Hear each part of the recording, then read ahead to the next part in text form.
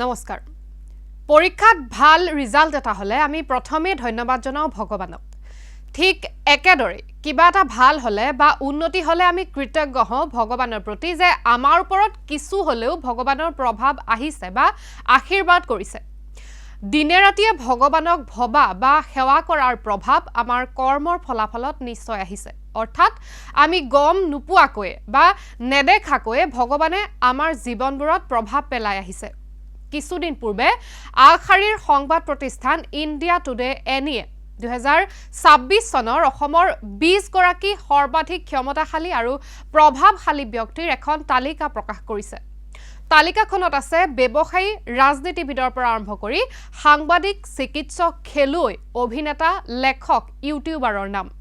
সংবাদ প্ৰতিষ্ঠানটোৱে কিহৰ ভিত্তিত এই তালিকাখন প্ৰকাশ কৰিছে আমি নাজানো মাত্ৰ এই তালিকাখন দেখি অনুভৱ হৈছে যে এই 20 গৰাকী ব্যক্তি অসমৰ জনতাৰ বাবে এক প্ৰকাৰ ভগৱান সদৃশ কাৰণ আমি নাজানো ডিম্পু বৰুৱাৰ প্ৰভাৱ আমাৰ জীৱনত কি অতনু ভূঞাৰ প্ৰভাৱ অসমৰ জনসাধাৰণৰ জীৱনত কেনেকৈ পৰিব পাৰে বিভিন্ন ৰোগৰ চিকিৎসাৰ বাবে বহু কেইজন চিকিৎসকৰ দ্বাৰা চিকিৎসা গ্ৰহণ কৰাৰ অভিজ্ঞতা থাকিলেও আমাৰ জীৱনত পৰোক্ষভাৱে ডক্টৰ নুমল বৰাৰ প্ৰভাৱ কি বা কোনোদিন সাক্ষাৎ লাভ নকৰাকৈ ডক্টৰ নৰেন দত্তৰ প্ৰভাৱ কি সেয়াও আমি নাজানো এই সকল ব্যক্তি বোধহয় আমাৰ জীৱনৰ বাবে ভগৱান সদৃশ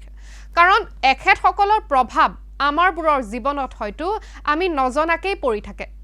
যিবোৰ কথা জানে মাত্ৰ ইণ্ডিয়া টুডেৰ দৰে আগশাৰীৰ সংবাদ প্ৰতিষ্ঠানসমূহে এই 20 গৰাকী প্ৰভাৱশালী ব্যক্তিৰ জনতাৰ জীৱনত পৰা প্ৰভাৱবোৰ যদি ৰাইজক অৱগত কৰে যে এইদৰে ৰাইজৰ জীৱনত এখেতসকলৰ প্ৰভাৱটো পৰিছে তেতিয়া আমাৰো উপলব্ধি কৰাত বহু সহজ হৈ পৰিব যেনে ধৰক তালিকাখনৰ দ্বিতীয় স্থানত আছে ব্যৱসায়ী ৰিনিকী ভূঞা শৰ্মাৰ নাম পাট মুগাৰ কাপোৰ বিশ্ব দৰবাৰলৈ লৈ যোৱাৰ ক্ষেত্ৰত বা অসমৰ ব্যৱসায়িক ক্ষেত্ৰখনত ৰিনিকী ভূঞা শৰ্মাৰ দখল সকলোৰে জ্ঞাত সেই বুলি সৰ্বসাধাৰণ ৰাইজৰ জীৱনত ৰিনিকী ভূঞা শৰ্মাৰ প্ৰভাৱ কি আমি বুজিব নোৱাৰিলো ঠিক সেইদৰে অভিনয় সিনেমা নিৰ্মাণ বা শিক্ষাৰ সৈতে জড়িত ব্যক্তি এই সকলে পৰোক্ষভাৱে আমাৰ জীৱনবোৰত পেলোৱা প্ৰভাৱবোৰ আমাৰ বোধগম্য নহল যিবোৰ প্ৰভাৱৰ কথা অনুধাৱন কৰিব পাৰিলে কেৱল তালিকাখন প্ৰস্তুত কৰা সংবাদ প্ৰতিষ্ঠানটোৱেহে আশা কৰো সাধাৰণ জনতাই বুজিব পৰাকৈ এই তালিকাখনৰ ভিত্তিটো বা আৰৰ কথাখিনি মুকলিকৈ সাধাৰণ ৰাইজৰ দৃষ্টিগোচৰ কৰিব তেতিয়ালৈকে ইণ্ডিয়া টুডেৰ সমীক্ষাৰ ভিত্তিত এই 20 গৰাকী ব্যক্তিক আমি ভগৱানৰ শাৰীতেই ৰাখিছো